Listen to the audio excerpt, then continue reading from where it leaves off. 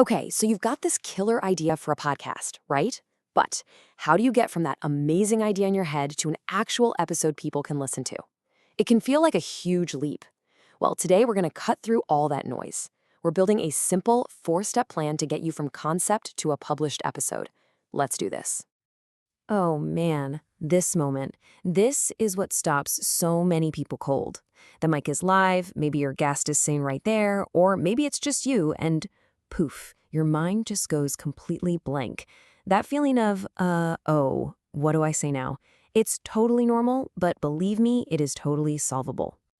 And it usually boils down to these 3 big anxieties, right? The content, the gear, and the legal stuff. It feels like this giant mountain of questions, and it is so easy to get paralyzed before you even start. But don't worry, we're going to climb that mountain together, one step at a time. Think of this explainer as your personal roadmap. We are going to tackle every single one of those anxieties, turning all that confusion into a clear, actionable checklist. By the time we're done here, you are going to have the exact framework you need for your very first episode.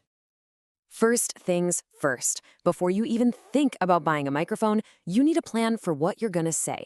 Now, this isn't about scripting out your personality or sounding stiff. Nope. It's about giving yourself confidence. Honestly, this is the most important step, and it costs you nothing but a little bit of time. Let's get one thing straight right away. When I say script, I do not mean reading word for word like a robot. Think of it more like a safety net. For some of you, a detailed script might feel right. For others, a simple outline with bullet points is all you need to keep things flowing. The point is, both are tools to help you sound more natural, not less. Just check out this flow for a solo show. You grab their attention with a strong hook, then you immediately tell them what's in it for them. That's the value promise. Then you deliver your points. But here's the key. You end with a challenge and a clear call to action. See? It transforms your monologue into a conversation. You know those interviews that just feel like a great natural chat? Yeah, that's not an accident. It's structure. This template makes sure you build up your guest's credibility, you dig deep with good questions, and you pull out something valuable for your listener. And that lightning round, oh, that's pure gold for showing off personality and ending with a burst of energy. Now, when you've got multiple people talking, things can get messy fast. The host's job is to be the conductor. This format keeps the train on the tracks. You create clear segments, you summarize the key points, it ensures the conversation stays sharp and that everyone gets a chance to shine. No chaos allowed. All right, you've got your game plan. Now let's talk about the fun stuff, the gear. And listen, this does not have to be complicated or break the bank. We're just going to focus on a simple, super effective setup for 2 people. Think of this as your starter pack, your essential shopping list. Now, I want to call out 2 huge tips here. First, if your room has any echo or background noise, start with dynamic mics. They are way more forgiving. Second, and this is crucial, look at the tip for boom arms. Getting your mic in the right position will do more for your sound quality than spending a ton of money on a fancy microphone. Seriously, that's a game changer. Okay, you hit stop on the recording. High five. But we're not done yet. Now it's time for a little post-production magic. This is where you take that raw file and shape it into a polished episode that sounds amazing. Let's see how it's done. Now, for those of you who are filming your podcasts, these basics are for you. That cut on motion tip, for example, it's a classic pro move that makes your edits feel totally invisible to the viewer. But whether you're working with video or just audio, the most important editing principle is coming up right now. Okay, listen up, because this might be the single most powerful editing advice you will ever get. Before you do anything else, just listen to your recording. This is the one and only time you'll hear it with fresh ears, just like a brand new listener. Trust your gut. If you get bored at a certain part, they will too. Cut it. If something confuses you, clarify it or cut it. Be ruthless. And that's the whole point, isn't it? The best editing is invisible. It doesn't shout, "Hey, look at me."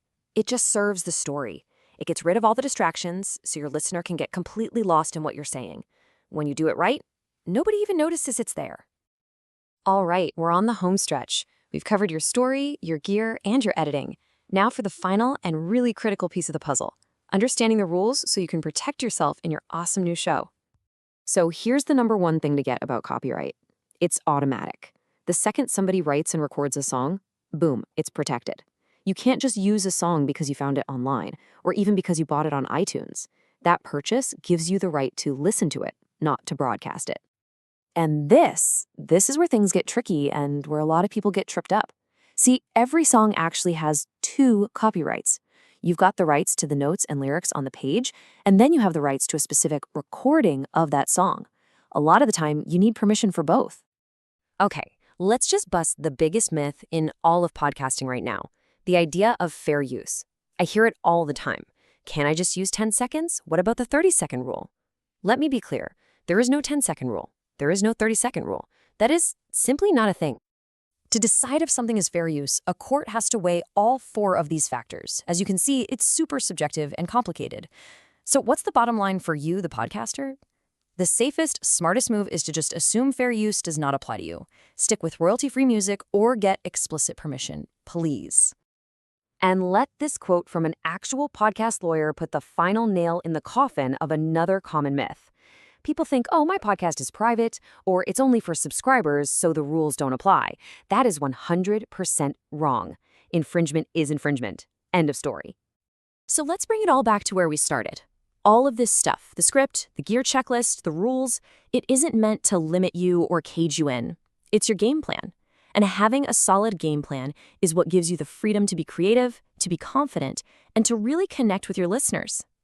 So there you have it. Your toolkit is officially packed. You've got the plan, you've got the gear list, you've got the editing mindset, and you know the rules of the road. The only thing left to do now is to go tell your story.